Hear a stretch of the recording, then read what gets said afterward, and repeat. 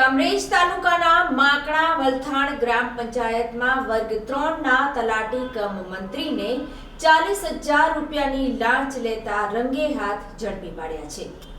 કામરેજ તાલુકાના માકણા વલથાણ ગ્રામ પંચાયતમાં વર્ગ 3ના તલાટી કમ મંત્રી ભરતભાઈ કનુભાઈ વાળા ફરિયાદી પાસેથી ભાડે રાખેલી મિલકતના ગ્રાઉન્ડ ફ્લોરના વેરા બિલમાં ઉલ્લેખ ન થતો હોવાથી જીએસટી નંબર તથા વીજ કનેક્શન મેળવવા વેરા બિલની જરૂરિયાત હતી, જેથી તલાટી મંત્રીએ 40,000 રૂપિયા માંગ્યા હતા।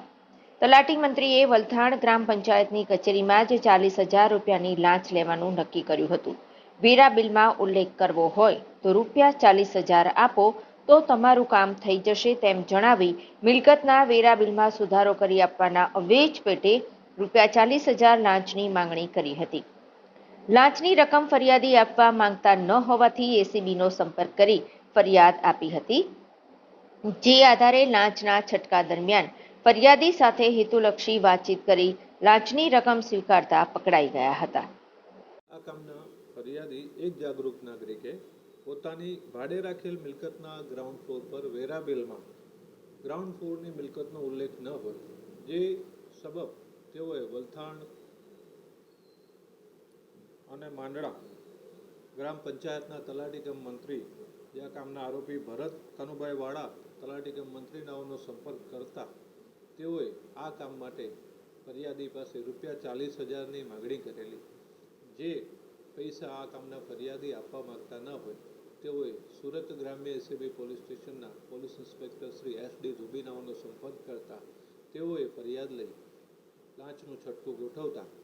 આ કામના આરોપી ભરત કનુભાઈ વાળા તલાટી કમ મંત્રી માકણા અને વલથાણ ગ્રામ પંચાયત પોતાની કચેરીમાં રૂપિયા 40,000ની લાંચ લેતા પકડાઈ ગયેલ છે। જે ગુનાની તપાસ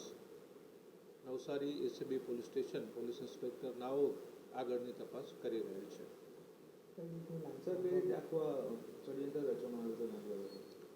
આ કામના ફરિયાદીએ પોતે એક મિલકત ભાડે રાખેલી હતી,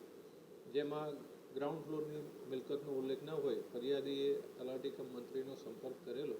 અને જે બાબતમાં વેરા બિલમાં ગ્રાઉન્ડ ફ્લોરની મિલકતનો ઉલ્લેખ કરવા માટે તલાટી કમ મંત્રીએ ફરિયાદી પાસે પૈસા માગેલા અને જે પૈસા ફરિયાદી આપવા માંગતા ન હતા, જેથી તેઓએ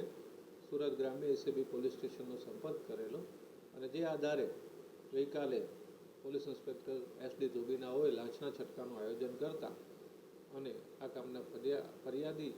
આરોપીએ ફરિયાદી સાથે હેતુલક્ષી વાતચીત કરી અને પૈસા સ્વીકારેલા અને જે તેઓની કચેરીમાં પકડાઈ ગયેલ છે।